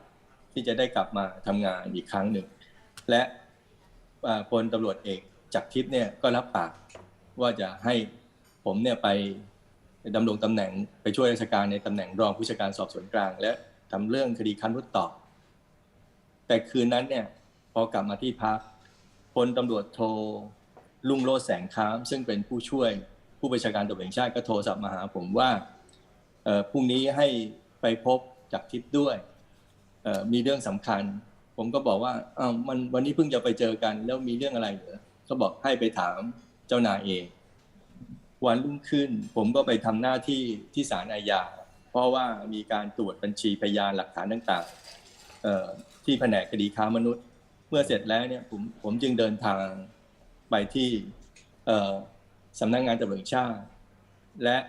ไปรอพบจักรทิพย์วันเนี้ยผมไม่คิดเลยว่าจะเป็นวันสุดท้ายในชีวิตรับราชการของผมที่ได้แต่งเครื่องแบบตำรวจระหว่างนั้นที่จักรทิพย์เนี่ยยังไม่เข้ามาในที่สำนักงานนะครับผมก็ไปนั่งรอที่ห้องรับรองก็ปรากฏว่ามีหลายคนที่มานั่งรออยู่และมีคนแต่งชุดขาวห่มขาวรออยู่ด้วยสักไม่นานเท่าไหร่นะครับจักรทิพย์ก็เข้ามาจักรทิพย์ก็เรียกผมให้ไปรอในห้องทำงานของจักรทิพย์ผมก็ไปรอในห้องทำงานสำหรับในห้องทำงานเนี่ยผมก็เห็นสภาพห้องทำงานของผู้บัญชาการตำรวจแห่งชาติผมตกใจมากทำไมมีแต่เครื่องรางของขลังเนี่ยเต็มไปหมดเลยโดยเฉพาะที่พนักเก้าอี้ของจักรทิพย์เนี่ยมีผ้ายันเนี่ยพันเต็มหลายผืนมากนะครับในห้องเนี่ยไม่มีตำรับตำราหนังสือกฎหมายระเบียบต่างๆที่ผู้บังคับบัญชาระดับสูงเนี่ยควรจะมีเพื่อไว้ศึกษาค้นคว้าต่างๆผมไม่เคยเห็นมีใครเป็นอย่างนี้นะครับมีแต่จักรทิพย์นะครับมีเครื่องรางของขลังเต็มไปหมดระหว่างนั้นเนี่ยมันก็มีกล้องวงจรปิดผมได้ดูกล้องทีวีที่อยู่ข้างฝาผนังห้องทำงานปรากฏว่าคนที่นุ่งขาวห่มขาวเนี่ยมาทำพิธีไสยศาสตร์ให้กับจักรทิพย์นะครับมีการให้เครื่องรางของขลังเป่ากระหม่อมนะครับผมใช้ตรวจดูเวลาเนี่ยได้มีการถ่ายภาพเก็บเอาไว้นะครับแล้วแสดงว่าจักรทิพย์เนี่ยใช้เวลาไม่น้อยกว่าครึ่งชั่วโมงในการทำพิธีนะครับหลังจากนั้นเนี่ยก็กลับเข้ามาในห้องผมแล้วก็มาพูดกับผมว่าพี่กับผมไม่มีอะไรกันนะครับพี่ต้องลาออกไปแล้วอยู่เงียบๆซึ่งตรงนั้นน่ะผมตกใจมากนะครับเลยจักรทิพย์ก็เลยให้ผมเนี่ยเขาต่อโทรศัพท์ไปถึงพลตำรวจจุมพลมั่นหมายซึ่งอยู่ในวังให้โทรคุยกับผมพลตำรวจเอกจุมพลมั่นหมายขณะนั้นพูดว่าให้ใช้เสียงที่เสียงดังนะครับให้ลาออกไปแล้วอยู่เงียบๆผมก็ยิ่งตกใจและประหลาดใจมากทำไมเมื่อรับปากกับผมแบบนี้ก่อนหน้านี้ว่าให้ผมไปเป็นรองผู้บัญชาการสอบสวนกลางและทำคดีค้ามนุษย์ต่อทำไมจึงมากลับลำแบบนี้ผมก็รู้สึกประหลาดใจและตกใจมาก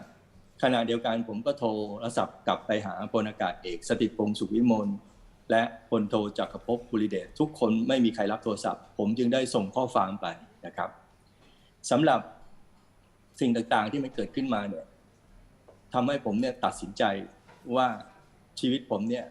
รับราชการไปคงจะไม่รุ่งเรืองแน่เพราะว่าผู้บังคับบัญชาไม่พอใจแต่ขณะเดียวกันเนี่ยผมตกใจมากว่าผู้บัญชาการตำรวจแห่งชาติที่มีปกครองบังคับบัญชากำลังพลเนี่ยมากกว่า 200,000 คนนะครับมีแต่เรื่องไสยศาสตร์นะครับเปียดบังเวลาราชการนะครับในขณะนั้นนะไม่น้อยกว่าครึ่งชั่วโมงครับมาทำพิธีกรรมในที่ราชการและผ้ายันแต่ละผืนเครื่องรางแต่ละชิ้นที่วางอยู่ในห้องเนี่ยคงจะต้องใช้คนต่างๆเนี่ยมาทำพิธีให้ผมว่าน่าจะหลายวันนั่นคือเวลาราชการทั้งนั้นที่คนสูงยศสูงมากๆนะครับมาทำแบบนี้นะครับแสดงถึงว่าไม่ได้สนใจปัญหาของบ้านเมืองนะครับสนใจแต่เรื่องของตัวเองเพื่อ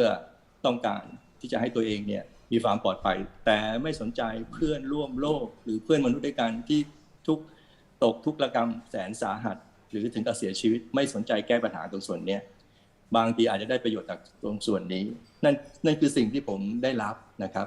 ผมจึงได้ตัดสินใจเนี่ยคิดว่าคงจะอยู่ไม่ได้นะครับและวันที่16พฤศจิกายนจากที่ก็ได้แถลงข่าวต่อสื่อมวลชนอนุมัติให้ผมเนี่ยลาออกจากราชการผมจึงได้ตัดสินใจหนีออกจากประเทศไทยมานะครับและเราโอกาสที่จะมาทวงคืนความยุติธรรมให้กับชาวโรฮิงญานับแสนคนรวมทั้งให้กับตัวผมเองด้วยครับขอบคุณครับ Yes, and so after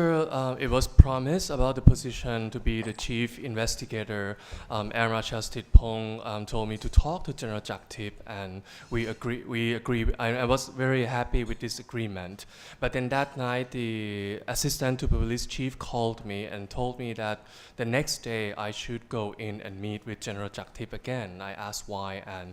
and he said that just go meet him and see for yourself. So on the next day, I went to the criminal court first, and I performed my duty to do the evidence review with the criminal court, and then I went to the Royal Police Office to meet with General Jakpop. And I didn't know that would be my last day in my police uniform. While I was waiting outside his office, I saw that there were other people to come to see him as well, dressed in all white. And then when General Jaktip came, he told me to wait inside his office, and I was very surprised that in the office of the police chief, there was no books or textbooks on the police knowledge or conduct or anything, but they were full of charms and amulets. Like even on his chair, there is a big cloth with some yantra, Eastern yantra there. And then in the CCTV, I could see also that people that I saw in white dress outside the room right now, they were performing a ritual and mantra for General Jakpop in another room. And so I looked at the time in the CCTV, and this ritual took place for not less than 30 minutes. And so when General Jaktip was back in the office, he said to me, nothing personal between you and me, but you need to resign and remain silent. And then he also connected me on the phone with General Jumpon Manmai in the palace, and he said the same thing with a loud voice, you must resign and remain silent. And I wonder why there is the turn of event like this from the agreed position. I tried to call Air Marshal Stit Pong and also General Jakapop Puridet, but none of them answered my call. And with this turn of event, I became aware that it is not safe to continue my service. But my impression on that day was that the police chief, who were in charge of over 200,000 police officers, in his office there's full of superstitious and supernatural items, and which reflected a lot of his self-interest to protect himself, and there was no reflection of the care for the people, and perhaps he even gained interest from these cases as well. And on November 16, Jaktip officially announced my resignation to the press, and that's when I left Thailand. สำหรับจากทิพย์นะครับเมื่อครั้งที่เป็นผู้บัญชาการภาค 9ที่สงขลาเนี่ยเคยไปตรวจราชการที่จังหวัดตรังและผม และได้ไปเจอเพื่อนผมคนหนึ่งซึ่งเป็นผู้กำกับจากทิพย์ได้เคยพูดกับเพื่อนผมไว้ว่าเขาเป็นเสือเขาหากินเองได้ปรากฏว่าวิธีการหากินของจากทิพย์คือการตั้งบ่อนทั่วพื้นที่ภาคเก้าไปหมดนั่นคือการหาเงินเขาผมจึงไม่ประหลาดใจเลยว่าในห้องทำงานทำไมมีรูปเสือตัวเสืออยู่ปรากฏในห้องทำงานเพราะเขาบอกว่าเขาเป็นเสือนั่นคือสิ่งที่ผมได้เห็นการทำงานของจากทิพย์อีกเรื่องหนึ่งนะครับระหว่างที่ผมหลบออกมาผมก็ได้ร้องตามที่นายกรัฐมนตรีได้พูดว่าให้ร้องเรียนขอความเป็นธรรมตามช่องทางมานะครับจะให้ความเป็นธรรมซึ่งตรงส่วนเนี่ยนายกรัฐมนตรีได้พูดโกหกกับประชาชนเนี่ยหลายครั้งหลายหนในกรณีของผมเพราะผมได้ร้องเรียนตามช่องทางทุกช่องทางแล้วแม้กระทั่งผมได้ขอข้อมูลไปยังสำนักงานคณะกรรมการข้าราชการตำรวจว่ารายงานการประชุมที่มีการแต่งตั้งโยกย้ายผมเนี่ยมีรายละเอียดอย่างไรปรากฏว่าสำนักงานคณะกรรมการข้าราชการตำรวจได้ส่งหนังสือตอบมายังผมลงวันที่ 8 มกราคม 2559 นะครับผมได้รับหนังสือฉบับเนี้ยเมื่อวันอังคารที่ 12 มกราคม 2559 เขาได้ตอบมาว่าการที่ผมร้องขอรายงานการประชุมคณะกรรมการข้าราชการตำรวจนั้นไม่สามารถจะให้ข้อมูลได้เพราะอาจจะก่อให้เกิดความเสียหายหรือกระทบต่อความมั่นคงของประเทศได้จึงไม่สามารถจะเปิดเผยได้ลงชื่อพลตำรวจโทปิยะอุทายโยผู้บัญชาการสำนักงานข้าราชการตำรวจเลขานุการคณะกรรมการข้าราชการตำรวจทั้งหมดเนี่ยครับเขาพยายามสกัดผมทุกทางนะครับไม่ว่าจากการร้องเรียนหรืออะไรแล้วแต่นะครับหนักข้อที่สุดนะครับเมื่อวันที่ 14 มีนาคม 2559 นะครับสำนักงานตำรวจแห่งชาติเนี่ยได้มอบอำนาจให้กับพลตำรวจเอกศรีวรารังสิพามนกุลรองผู้บัญชาการตำรวจแห่งชาติไปแจ้งความดำเนินคดีอาญากับผมนะครับเพื่อให้ดำเนินคดีกับผมเนี่ยจนกว่าคดีจะถึงที่สุดโดยระบุว่าผมได้ก่อให้เกิดความเสียหายต่อประเทศชาติและสำนักงานตำรวจแห่งชาตินะครับซึ่งขณะนั้นเนี่ยผมเชื่อว่าคนที่มอบอำนาจให้พลตำรวจเอกศรีวรานะครับระดับรองผู้บัญชาการเนี่ยไปแจ้งความก็คือผู้บัญชาการตำรวจแห่งชาติและน่าจะมีคนที่รับรู้ก็คือรัฐบาลไม่ว่าจะเป็นประยุทธ์ประวิตรแน่นอนว่าต้องมอบให้ทางผู้บัญชาการตำรวจแห่งชาติจัดการผมนะครับปรากฏว่านะครับมีการสอบสวนเนี่ยเป็นระยะเวลานานกว่า4 ปี 5 เดือนนะครับจนวันที่ 28 สิงหาคม 2563 นะครับพนักงานสอบสวนกองปราบปรามก็มีการสรุปสำนวนมีความเห็นสั่งไม่ฟ้องผมเนื่องจากไม่สามารถจะพบการกระทำความผิดได้นะฮะมีเอกสารที่สอบสวนนาน4 ปี 5 เดือนถึง185 แผ่นนะครับซึ่งน้อยกว่าที่ผมทำคดีค้ามนุษย์เพียง5 เดือนหลายแสนแผ่นนะครับตอนนี้สำนวนคดีเนี่ยได้ส่งมาถึงอัยการนะครับและเมื่อ6 เดือนที่ผ่านมาเมื่อวันที่ 3 พฤศจิกายน 2564 เนี่ยครับอัยการสูงสุดได้มีคำสั่งเด็ดขาดไม่ฟ้องผมนะครับและมีความเห็นว่าผมไม่ได้มีความผิดมาตั้งแต่แรกนะครับตรงเนี้ยจึงมีความ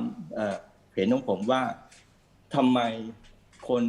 ยศระดับสูงคนระดับพลตำรวจเอกหรือทุกคนที่เกี่ยวข้องนะครับ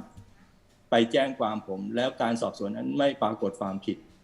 ยศระดับเนี้ยจะรับผิดชอบยังไงสำนักงานตำรวจแห่งชาติจะรับผิดชอบยังไงในเมื่อผมไม่ได้ทำความผิดนี่คือสิ่งที่รัฐบาลนี้สำนักงานแห่งชาติได้กระทำต่อผมทุกทางนะครับผมไม่เคยเปิดเผยเอกสารเหล่านี้ที่ใดมาก่อนจึงอยากเรียกร้องขอความเป็นธรรมไปยังสื่อมวลชนทุกท่านทั่วโลกนะครับให้ความเป็นธรรมกับผมในครั้งนี้ด้วยครับ One story about Jaktiv is that when he was at the 9th Region Police in Songkhla, one of my colleagues told me that he said that I'm a tiger and I can feed for myself. But the way he fed for myself is that he was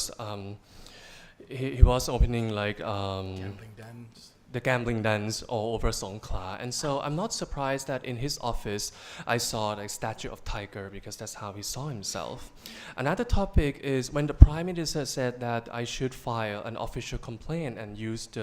all the channels to bring justice to myself. I like to explain that why this is a lie. In my case, I have used all of the channels. I even made a formal request to the Office of Police Commission asking for the minute of meeting and the details of the decision of my transfer. And on January 12, 2016, I received a letter from Police Lieutenant Piya, the Director of Office Police Commission, explaining that they could not give me the detail of that transfer decision because it would have the negative impact to the national security. On March 14, 2016, Police General Sivara, at that time Deputy Police Chief, filed a lawsuit against me for damaging the country. And you may ask that people of that high rank as Deputy Police Chief, who would assign him to do so? It must come from the police chief, and people in the government must be aware of this act against me as well. So the investigation lasted for 4 years and 5 months, and on August 24th, 2020,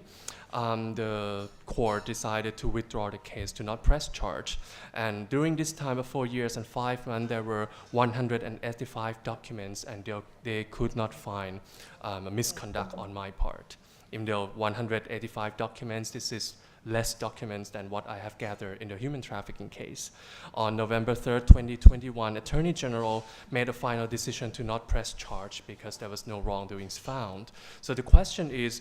who would be responsible for this? Because the allegation lasted for 4 years and 5 months, and it was filed by the high-ranking officers from the state. But until now, I have never disclosed these documents anywhere, and I relied on the power of the journalists around the world and also in the country to help me bring justice on this. นอกจากเอกสารต่างๆเหล่านี้แล้วครับที่ผมขอมอบให้กับสื่อมวลชนทุกท่านนะครับได้ไปศึกษาในรายละเอียดผมยังมีบันทึกรายงานการประชุมในระหว่างการทำงานในคดีค้ามนุษย์ทั้งหมดเลยนะครับว่ามีรายละเอียดในการปฏิบัติหน้าที่ของผมอย่างไรบ้างและคณะทำงานได้ดำเนินการอย่างไรบ้างซึ่งรายละเอียดของการทำคดีนั้นน่ะมันมีการกว้างขวางและใหญ่โตมากนะครับถ้าไม่มีประสบการณ์ในการบริหารจัดการในส่วนนี้คดีนี้คงจะไม่ประสบความสำเร็จผมอยากให้ไปศึกษาบันทึกรายงานการประชุมในระหว่างที่ทำงานนะครับว่ามีใครทำงานอย่างไรนะครับมันจะปรากฏรายละเอียดที่บันทึกไว้กว่า6ปีที่ผ่านมาและเนื่องจากว่ามีคนติดต่อผมเนี่ยมากมายเหลือเกินในช่วงระยะเวลาก่อนที่ผมจะหลบหนีออกมานะครับมีบุคคลต่างๆที่ผมทั้งรู้จักและไม่รู้จักติดต่อผมมาผมได้มีการบันทึกนะครับรายละเอียดของคนที่ติดต่อผมนะครับได้มีการแคปเจอร์หน้าจอโทรศัพท์ที่ติดต่อไว้เมื่อ6ปีที่ผ่าน6ปีกว่านะฮะเป็นหลักฐานเอาไว้นะครับเพื่อยืนยันว่าสิ่งที่ผมพูดมาทั้งหมดหรือที่ในสารคดีในด็อกิเมนทารีที่ปรากฏของอัลจาซีราหรือการอภิปรายของรังสิมันโรมรวมทั้งบทสัมภาษณ์ต่างๆในโอกาสต่างๆนั้นผมนำเสนอแต่ข้อเท็จจริงนะครับการเสนอข้อเท็จจริงนั้นก็คือเรียกร้องความเป็นธรรมต่อชาวโรฮิงญาและต่อตัวผมเองนะครับแต่ปรากฏว่ารัฐบาลก็ไม่สามารถจะตอบคำถามได้ว่าทำไมถึงย้ายผมเพราะอะไรและทำไมต้องขัดขวางการทำงานของผมกับทีมงานผมเชื่อว่าเนื่องจากทุกคนมีส่วนได้รับประโยชน์จากการค้ามนุษย์และเงินจำนวนมากมายที่มีการส่งต่อไปนั้นนะผมเชื่อว่าจะต้องไปอยู่ในบัญชีของนายทหารนายตำรวจหลายคนนะครับโดยเฉพาะผมอยากให้มีการแสดงบัญชีทรัพย์สินของผู้บัญชาการฐานบกที่รับผิดชอบกรมน.แต่ละคนอย่างละเอียดก็จะเห็นเลยว่าเงินเหล่านี้ไปซุกอยู่ในค้ามนุษย์เนี่ยบัญชีเงินค้ามนุษย์ไปอยู่ในบัญชีของพวกเหล่านี้ทั้งสิ้นจึงขัดขวางไม่ให้การสอบสวนเนี่ยดำเนินไปอย่างราบรื่นทั้งที่รัฐบาลประกาศเป็นวาระแห่งชาติการปฏิบัติต่างๆของรัฐบาลจึงโกหกประชาชนตลอด มาไม่เคยยอมรับความจริง และที่แต่ละคนที่มาแถลงตอบโต้ล้วนแต่เป็นข้อเท็จทั้งนั้นนะครับ ขอบคุณครับท่านประวินเดี๋ยวแปลช่องสุดท้ายแล้วผมอาจจะมันเวลาใกล้หมดเดี๋ยวจะเปิดให้ Q&A นิดนึงนะครับน่าจะสรุปแล้วนะครับท่านแล้วเดี๋ยว ได้จบแล้วครับจบแล้วครับ ให้ล่ามเขาแปลแล้วเดี๋ยวผมต่อหลังจากมี Q&A แล้วกันครับ And in addition to the documents that I have given to the journalists, I also have with me the minute of the meetings throughout my investigation in a human trafficking case. And this case was a very large scope, and it needed someone with experience to lead the process. So I encourage you to study the details. There were a lot of people contacting me right before I left Thailand, and I have all the records who contacted me at what time. I also captured a screen of all of these contacts from 6 years ago, and these will serve as the evidence to back up all the facts that I have given in the documentary with Al Jazeera, and also what MP Rome Rangsiman has said and in my interviews. And again, the objective here is to call for justice, both for the Rohingyas and also for myself. But so far we have not heard any answer from the government why they need to transfer me out of my duty and why they try to interfere with the investigation process. I believe that is because a lot of interest is involved. A large amount of money circulated in this operation, and a lot of that money must have fallen into the pockets of people with high ranking. So if I could, I would demand that people of high-ranking officers, for example, those in charge of the Internal Security Operation Command, should declare their assets to the public. Very well. Thank you, Kun Paween, for a very revealing testimony. I think there's some documents out there, especially the Australian documents, that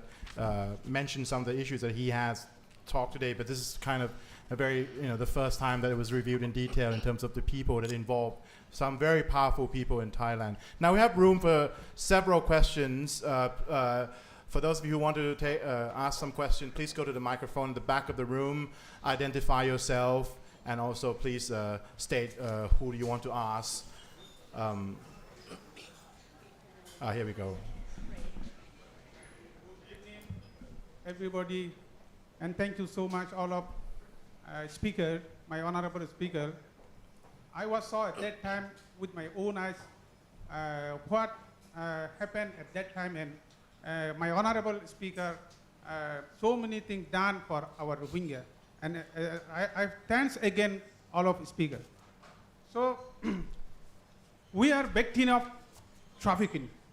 We Rohingya arrested in Thailand, all are victim of human trafficking. Victim, we are victim. Now, human trafficking is still running on in Thailand. Is still running on. Cannot stop it. Most of our Rohingya brothers and sisters in the IDC and the police station around the Thailand. 1 year, 2 year, 3 year, 4 year. Some are cannot move, some are cannot work, some are very weakness, very weak, cannot work. How can we help those people to release from IDC main immigration detention center and the police station around the Thailand? Please reply this question, and if cannot reply, please help us, please give advice us for release for those people from the IDC camp, IDC and their police station. Thank you so much. Well, thank you. I mean, I think it's one of those questions that none of us here have the authority to say. But if anyone want to make comment, obviously all three of you, including ท่านประวินเขาเป็นชาวโรฮิงญาเขาถามว่าพวกที่ยังโดนขังอยู่ใน IDC ในตม.เนี่ยครับที่ยังติดอยู่หลายคนเลยจะช่วยเขายังไงเมื่อไหร่เขาจะโดนปล่อยอะไรอย่างเงี้ยอันนี้คือประเด็นที่เขาอยากถามแต่ว่า so all three of you ทั้ง3ท่านก็อาจจะสามารถคอมเมนต์เรื่องนี้ได้แต่ผมก็พูดกับเขาแล้วว่าเราก็ไม่ได้เป็นตัวแทนรัฐบาลนะครับPhil, you want to take it first? Yeah, since I raised this briefly in my discussion. Phil. Closer. Yeah, sorry. Quite clearly, these group of Rohingya being held in the IDCs and the police stations. I mean, some of them are debilitated by years of basically being held in a confined place. You know, difficulty walking, difficulty with health. This is outrageous and unacceptable. The Thai government needs to change its policy. It needs to recognize that the Rohingya people are not a threat to Thailand. They're not a national security issue, and that these people should be released. They should have access to UNHCR to make a claim for refugee status if they wish to do so, or they should be allowed to apply and become a migrant worker under the existing Department of Employment scheme for registering migrant workers, or they should be permitted to go to another country. Many of them may want to go to Malaysia, some of them may want to go to other places, but they need to be released. It is inhuman, it is unacceptable for some of these people to be held in indefinite immigration detention. That is what we're talking about, immigration detention without end. Okay. Literally years. And so they should be released. And it is the Thai policy that classifies Rohingya as a national security threat, which has no basis in evidence and no real reason for that is the cause of this problem. ท่านประวินอาจจะเวอินได้ไหมครับคือไอ้ประเด็นเนี้ยที่คุณฟิลเขาพูดถึงคือเหมือนกับว่าทางการไทยก็มองว่าโรฮิงญาเป็น threat เป็นภัยต่อความมั่นคงแห่งชาติเลยน้องเนี้ยถึงโดนขังโดนกักตัวเลยถ้าอธิบายให้เราฟังสั้นๆได้ไหมครับว่ามันใน official thinking มันเป็นยังไงอะไรอย่างเงี้ยครับผมมองตรงข้ามนะครับว่าคนโรฮิงญาเนี่ยก็ควรจะได้รับการปฏิบัติเหมือนกับคนทั่วไปไม่ใช่มองในทำนองนั้นนะครับในแง่ร้ายนะครับควรจะได้รับการปฏิบัติเหมือนนานาอารยประเทศที่เขาปฏิบัติต่อผู้ที่หลบเข้ามา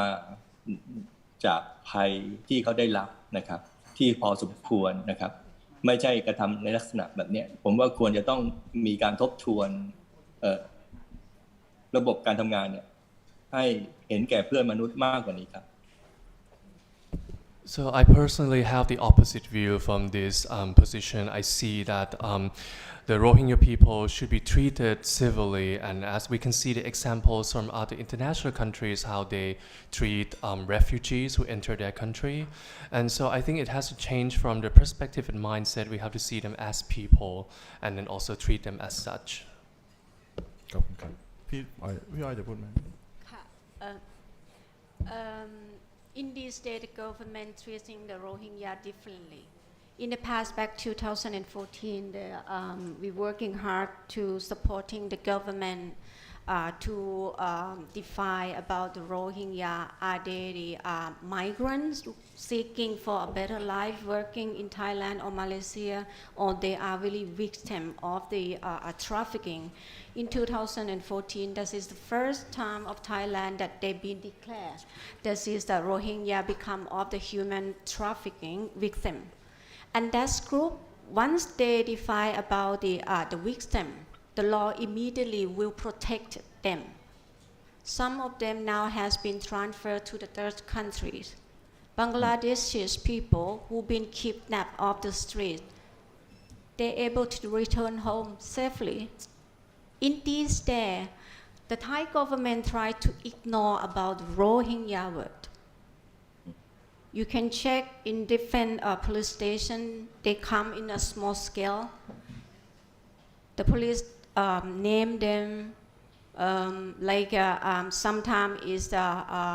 Myanmar, Muslim, Myanmar, Hindu. These people, they can define on the name is, these people need to protect and can't return home. What they do with that? They close the door for the IOM, UNHCR come to investigate more. Once they notify about the victim, the door has shut for the third country. What happened next? They put them in the immigration, put them in detention. Kids and children being transferred to the family and shelter. Many of them escape back to the circle. So if the local Thai officer can't tell difference between state-led Rohingya refugee and an illegal migrant, so the system, it doesn't work. Thank you. I have a question from an audience at home. Kun Jintana Sakun Borirak. Question for Kun Paween. What is your advice to other police officers who would like to stand up for justice but might be worried about retaliation and judicial harassment that you face? คำถามจากคนดูที่บ้านนะครับสำหรับท่านคุณปวีณมีคำแนะนำอะไรไหมกับตำรวจท่านอื่นๆที่อาจจะอยากจะออกมาต่อสู้เพื่อความยุติธรรมแต่อาจจะต้องเป็นห่วงเรื่องเกี่ยวกับอาจจะโดน retaliate เหมือนที่คุณปวีณโดนหรือโดนการกลั่นแกล้งทางกฎหมายอะไรทั้งหลายเนี่ยครับสำหรับเพื่อนข้าราชการตำรวจนะครับที่มีหน้าที่เป็นผู้พิทักษ์สันติราษฎร์มีหน้าที่รักษากฎหมายสิ่งที่จะต้องมอบหมายให้กับพี่น้องประชาชนในฐานะที่เรารับเงินเดือนที่มาจากภาษีของประชาชนจะต้องรับใช้ประชาชนนะครับไม่รับใช้สิ่งที่ผิดนะครับโดยเฉพาะผู้สั่งการในทางที่ผิดเป็นเรื่องที่เลวบัดซบนะครับผมใช้คำนั้นนะครับแต่มันก็ไม่ง่ายนะครับในการที่ปฏิบัติแต่ถ้าส่วนใหญ่ผมเชื่อมั่นว่าเพื่อนข้าราชการตำรวจ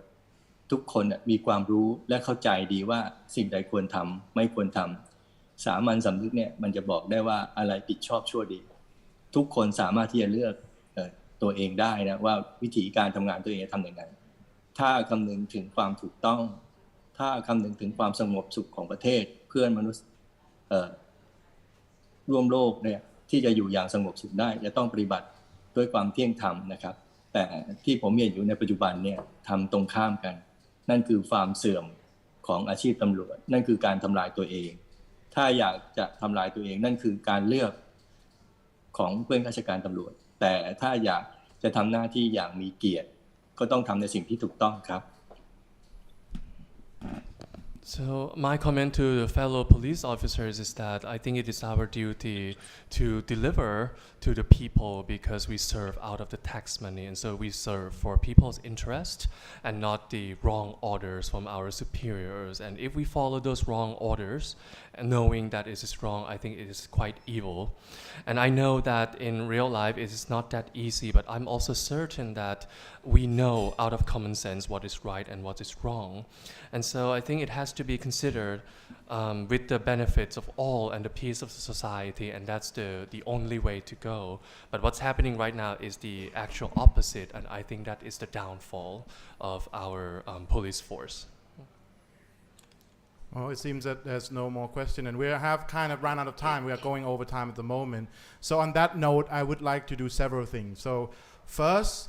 we have heard some very interesting thoughts and comments from all our panelists here today, especially Kun Paween, who have given us a deep dive into the reads of a very detailed account of what he has to go through that led to his exile. I would like to invite again the Royal Thai Police and the Thai authorities to reply to whatever allegations that Kun Paween have made, and the FCCT will be more than happy to print it out, to post it, so that there's a clarity. Because some of the individuals that Kun Paween has mentioned are some very powerful people in Thai society. So I would like to put that on the record. The second bit is I would like to thank, of course, all our honored guests today, especially Kun Paween, for calling in to us so late in where you are in Australia. Thank you for your account about everything and this very detailed sort of narrative of what you face. I think it's highly appreciated by all of us here today, and we would like to thank you. So I think we should give him a round of applause. Thank you for everyone. Thank you. And lastly, I would like to thank two other very special persons involved in this whole effort. First is my friend Tan Hui Yi from the Straits Times. She's heroically involved behind the scene in organizing this panel. So thank you, Hui Yi. She's back over there. I owe you a beer. And of course, our heroic translator, Kun Itinat, who's always been excellent and, the real bridge between sort of Thai and foreigners here at the club. On that note, I wish you all have a great evening. If you enjoy our programs, please tune in to our website and Facebook to see our future programs, and also become a member. Help us, during these troubled times. Thank you very much.